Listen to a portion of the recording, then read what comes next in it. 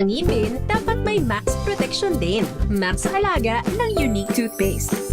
With Max Protect Formula, helps stop cavities before they start, while keeping breath fresh. Try unique Maximum Fluoride Protection. Para Max sa alaga, Max Protektado. ACS. Wow, ang saya.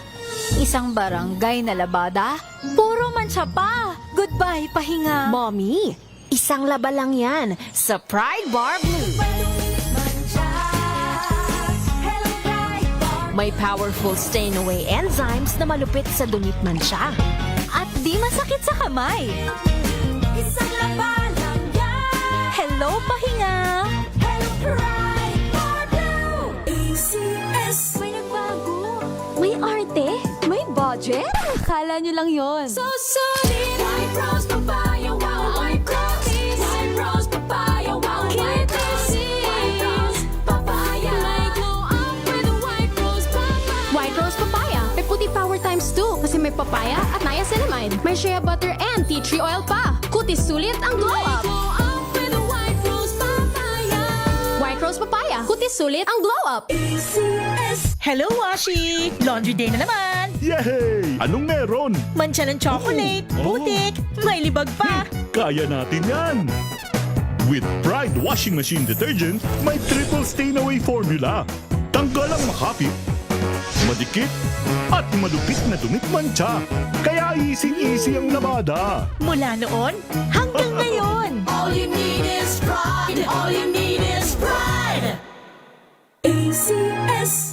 Jiggy Manikad po. Bilang isang broadcaster, mahalaga sa akin ang tamang impormasyon sa lahat ng bagay, kahit sa kape, mapanuri ako. Kaya dito ako susubukan ng MX3 Coffee.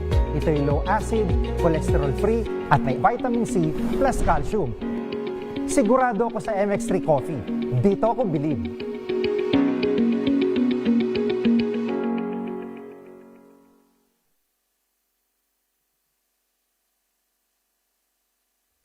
Maulan man, no worries na amoy kulong ang damit. Charm, Fab, Con, bangong kumakabloom. Tanggal amoy kulog sa bango ng charm. Kaya gamit ko, Charm Fab Con with Bloom Fresh Technology. Kills 99.9% of kulob-causing bacteria. May aroma burst pa of thousands of flowers and berries. Ang sampay sa loob, no amoy kulob. Bangong kumakabloom sa charm. Charm Fab Con. ACS.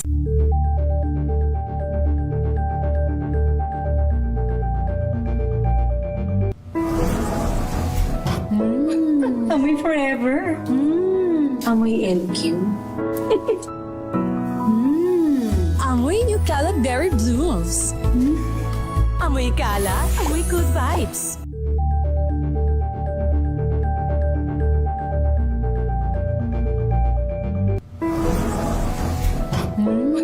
Amoy forever. Amoy LQ. Amoy New Calab Berry Blooms. Amoy kala, amoy good vibes. Tinesting, sinuri, siniyasan. Ang resulta? Super effective ang Shield sa pagpatay ng bakterya at virus. Shield Antibacterial Soap. Believe ang mga eksperto sa Philippine Nurses Association. At si Mami, Tiwala ako sa Shield. Shield Antibacterial Soap. Napatunayang mabisa. Ang mga nurse, tiwala. ACS. Amoy forever. Amoy LQ. Amoy New Calab Berry Blooms. Amoy kala, amoy good vibes. Indoor activities para sa mga 1-year-old babies. Alamin, This portion is brought to you by ACS Manufacturing Corporation, ISO certified, maker of world-class quality Pride detergent. ang unang taon ni baby ay ang tamang panahon para simulan mo na siyang turuan sa mga tunog o sounds sa tulong ng kanyang laruang rattles, drums, spoons, pots at pans. Bukod pa riyan, pwede rin kayong bumuo ng playhouse mula sa cardboard box. Pasok din sa mga learning activity na pwedeng ipasubok kay baby ay ang paglalaro ng water and sand at turuan siyang mag-dig, pour and scoop nito. Sa paraan daw na ito ay nade-develop ng isang bata ang kanyang fine motor skills at hindi mawawala ang unti-unting pagtuturo sa kanya kung paano ang pagbibilang gamit ang kanyang mga daliri, sa kamay at sa paa. This portion is brought to you by ACS Manufacturing Corporation, ISO certified, maker of world-class quality Pride detergent. Nuestro Padre Jesús Nazareno. 13 minutos makalipas ang alas 4 ng hapon. Kaisa ang kauna-unahan, DZRH, sa banal na pagdiriwang sa kapistahan ng mahal na poong Jesus Nazareno. Traslasyon 2026 DZRH Special Coverage.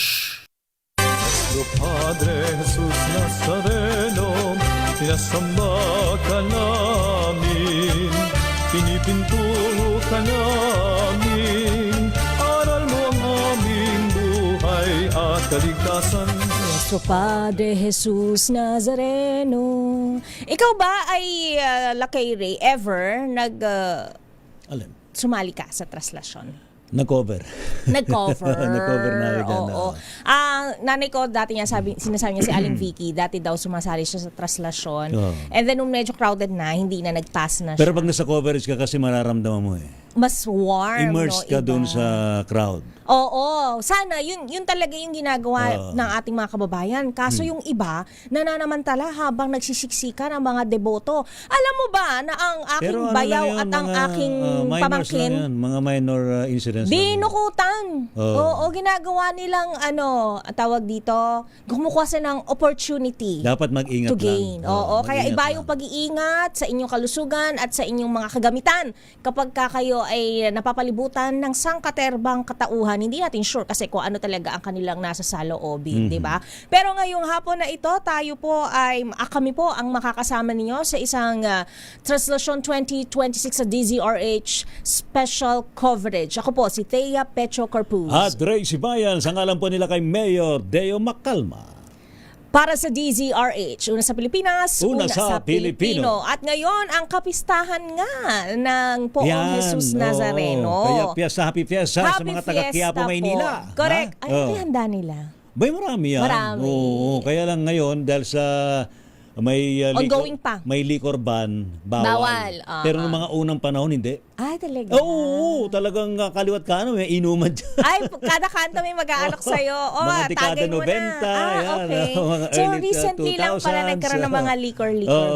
Yes. Okay. Para maiwasan ng mga problema. Ayun. At syempre, narito na ang ulo ng ating mga nagbabagang balita ngayong Enero 9 sa taong 2026. Traslasyon sa andas ng Poong Jesus Nazareno, mabagal ang pag-usad sa Arlegui Street habang patuloy ang dagsa ng mga deboto. Samantala, higit naman sa 600,000 deboto na italang dumagsa sa taunang Traslasyon 2026. Yan po ang pagtayo mismo ng Quiapo Church. Pag-usad ng andas ng Poong Jesus Nazareno naging mabagal habang minabagtas kanina ang Carlos Palanca at Quezon Boulevard. Traslasyon, bahagyang nagkatensyon sa Ayala Bridge ng akyatin ng mga deboto ang iniharang doon na container van para makontrol ang crowd.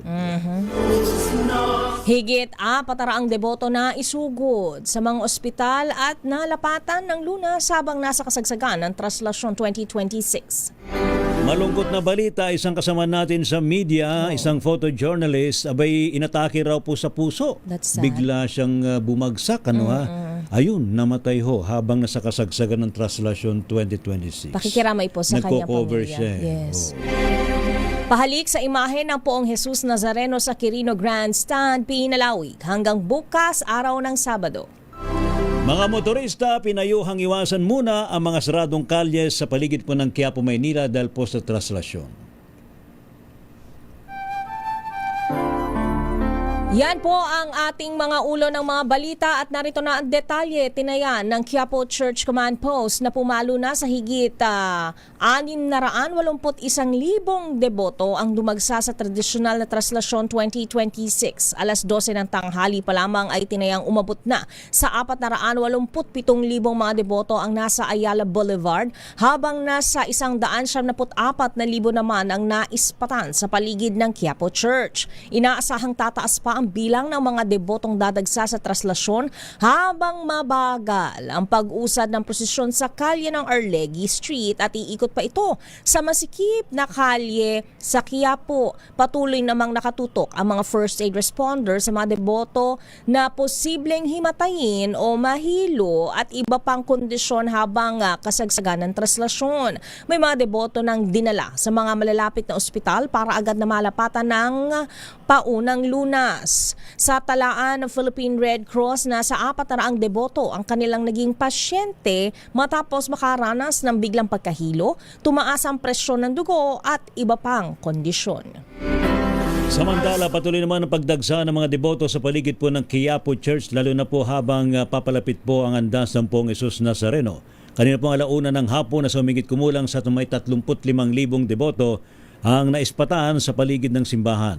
Sa kasalukuyan, nasa Arlegui Street na nga pong andas at tinatayang umabot na po sa higit sa 187,000 ang mga naispatang deboto doon o kaya higit pa. No, ha? Samantala, patuloy namang nakandabay ang Manila City Disaster Risk Reduction and Management Office, PNP, di ba pang ahensya ng pamahalaan para matiyak ang seguridad at kaayusan ng traslasyon. Bahagyang nagkatensyon sa bahagi ng Ayala Bridge nang hindi mapigilang akyatin ng mga deboto ang iniharang na container van. Kinailangang lagyan ng Philippine National Police ng plastic barriers ang ibabaw ng mga container van na harang sana sa Ayala Bridge kaninang umaga. Ito'y matapos pilit inakyat ng ilang mga deboto ng Jesus Nazareno para makatawid at abangan ang pagdating ng andas sa Ayala Bridge. Habang nagre-report si RH52 Enyel Parrosa ay nagsiakyatan na ang mga deboto sa mga container van kung saan nakaset up ang iba't ibang tauhan ng media. Dahil delikado ito para sa deboto at tauhan ng media, binababa at nilagyan na lamang ng barikada ng pulisya ang mga nasabing container van. Samantala naman, mapayapa pa rin sa pangkalataan ng nagaganap na Traslasyon 2026. Ito po ang deklarasyon ng Philippine National Police habang patuloy na nakatutok ang pwersa ng pulisya sa nagpapatuloy pong traslasyon dyan po sa may Quiapo, Maynila. 18,000 pulis nga po ikinalat sa mga lansangan ng Maynila para tiyakin ang maayos at mapayapang traslasyon.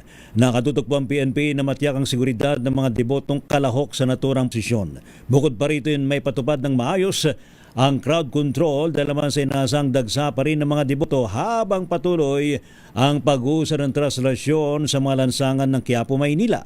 Ayon po kay PNP Chief Lieutenant General Jose Melencio Nartates Jr., nakakalat nga po mga pulis para umalalay sa mga deboto at nanatili naman ang high level ng pag-alertado sa kasalukuyang sitwasyon.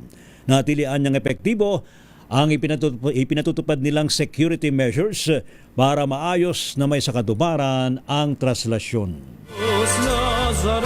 Samantala, umakyat na sa 464 ang pasyenteng naserbisyohan ng Philippine Red Cross Safety Services hanggang alas 12:09 ng tanghali sa kasagsagan ng kapistahan ng Poong Jesus Nazareno. Ayon sa Philippine Red Cross, 10 sa pasyente ang may malulubhang kaso gaya ng malalalim na sugat at puncture wounds habang 13 naman ang dinala sa ospital.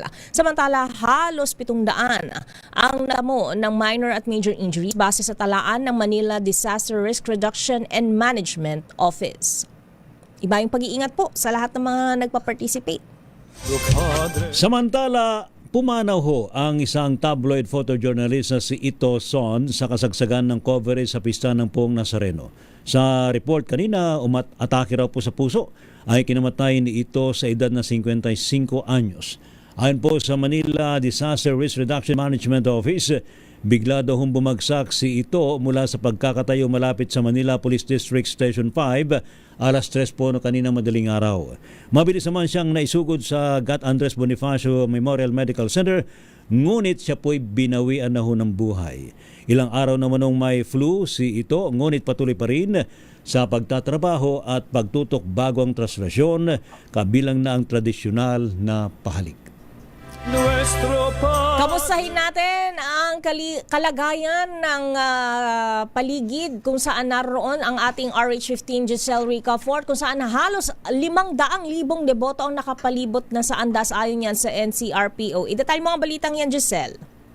Nakairay tinatayang nasa 172,000 nating mga kababayan yung andas base o yung nakapalibot o sumusunod sa andas ng traslasyon ng Poong Jesus Nazareno. Iyan yung kinumpirma sa DZRH News ni NCRPO Director Major General Anthony Aguirre. Hindi pa kabuuan ng mga deboto yung o sa buong Manila yung bilang na yan, kundi yung tinatawag lamang na andas crowd pa lamang sampa yung dadaan ng ruta ng traslasyon bago makapasok dito sa Hidalgo Street para makarating naman dito sa kinaroroonan natin na simbahan ng San Sebastian, kung saan isasagawa mamaya yung tradisyonal na dungaw o yung tinatawag na lamirata. Dito sa Plaza del Carmen, pakapal na ng kapal yung bilang ng mga kababayan din, yung mga deboto na naghintay sa pagdating ng taunang traslasyon. Kabilang dyan yung mga bata, may mga kabataan at mga senior citizen. Meron din ditong namimigay, ito'y taon-taon na isinasagawa ng ilang nagmamagandang loob. May mga libreng pagkain at tubig na ipinamimigay yung ating mga kababayan sa mga deboto na lumalahok dito sa traslasyon. Patuloy naman yung isinasagawang misa dito sa simbahan ng San Sebastian habang hinihintay yung dungaw pagdating ng imahen ng Poong Jesus Nazareno. Para sa traslasyon 2026, ito si Giselle Ricafort. Miss Giselle! Para sa DZRH sa Pilipinas, una sa Pilipino. Miss Giselle! Lakay Ray? Kumusta naman dyan? Dumarami ba mga tao dyan sa area yan sa may San Sebastian Church? Correct, Lakay Ray. Parami yung mga kababayan natin na dumadagsa dito sa Plaza del Carmen, partikular dito sa simbahan ng San Sebastian. Pero kung ikukumpara natin doon sa naging coverage natin noong nakalipas na traslasyon, ay mas kakaunti pa itong crowd na ito sa mga oras na ito kumpara yung kaparehas na oras sa nakalipas na taon. Siguro kabilang din doon sa kinoconsider ng mga kababayan natin bago magtungo dito ay yung tagal pa at sa dami pa rin ng ruta na daraanan ng andas bago makarating dito sa area.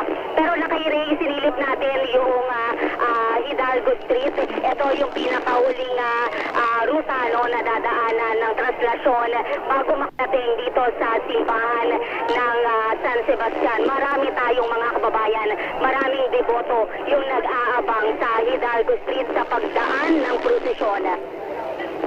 Oo, saka inaasahan niya na dadagsa hanggang mamaya yan kasi nako, abay mararanasan mo dyan uli, Miss Giselle, ang daluyong ng mga deboto. Daluyong ng tao. Sa nakikita ko ngayon kasi nakikita natin Lakay-Ray, medyo may kaluwagan pa yung spasyo ni Miss Giselle. Hindi ako sanay na hindi nagigit-git si Giselle Ricafort.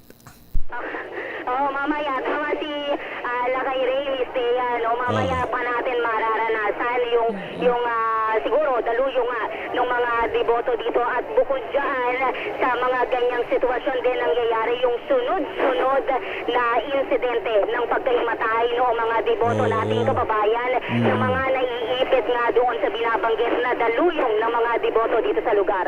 Kaya maghanap ka ng maganda-gandang pwesto muna dyan, ha? Oo. May makakapitan ka, may masasandalan. Dapat medyo elevated ng konti. Nandun tayo, Lakay-Ray, sa loob ng Barangay Hall ng 391 Zone 40, kung nasaan nandoon din yung iba nating mga kasamahan sa hanap buhay. Meron din doon na ilang first aid station at doon dinediretso rin kasi yung mga kababayan natin na nagtatamo ng sugat, yung mga naghihimatay, yung mga nangangailangan ng atensyong medikal. gala. Wala namang mga pasaway na mga tao na nakikihalo sa mga deboto, Giselle. Yung papaanong pasaway ni Seiya, yung bang may mga panggugulo? Panggugulo, yes. kawatan. Mga pang-udyok at mga kawatan, mga nananamantala. Habang busy ang mga deboto, busy rin sila. Oo. Sinamando, baka Nagsasanib puwersa. Baka umatake dyan, ha? Si Mandurukot, Mandurugas. Yung doon sa possibility na mayroong mga manggugulo dito sa kasagsagan ng translasyon. Tinanong natin yan sa NCRPO kay sa spokesperson kay Police Major Hazel Asilo. Binanggit nga na wala naman silang na-monitor na kahit na anong banta dito sa area, wala silang namomonitor na anumang grupo na posibleng manggulo dito. Kanina yung mga pulis na nakapanayam natin simula doon sa area ng Top Avenue sa kahabaan ng Ayala Boulevard. Paulit-ulit naman nila na pinaalalahanan yung mga deboto na ingatan yung mga dala nilang mga personal na gamit. Kaya nga kasama doon sa mga pauna nilang paalala bago pa magsimula yung translasyon ilang araw ay huwag nang magdadala noong mga mahalagang kagamitan kagaya ng mga alahas sa pagsama nila sa translasyon. Correct. Ayan. Salamat, Miss Giselle. Ingat ka dyan. Ingat kayo dyan. Mula dito sa simbahan ng San Sebastian, kasama ang ating radio tech si Norman Moraga at si Kuya Larry ng DZRH Operation Tulong. Siyempre, yung ating piloto na si Kuya Ariel Alejandro para sa Translasyon 2026. Ito si Giselle Ricafort para sa DZRH, una sa Pilipinas, una sa Pilipino. Maraming salamat sa grupo ni Giselle Ricafort at mag-ingat kayo dyan. Ilan po munang paalala bago pa natin ipagpatuloy ang ating DZRH special coverage para sa Translasyon 2026. Ang oras mga kababayan, 29 na minuto makalipas ang alas 4 ng hapon. Ang oras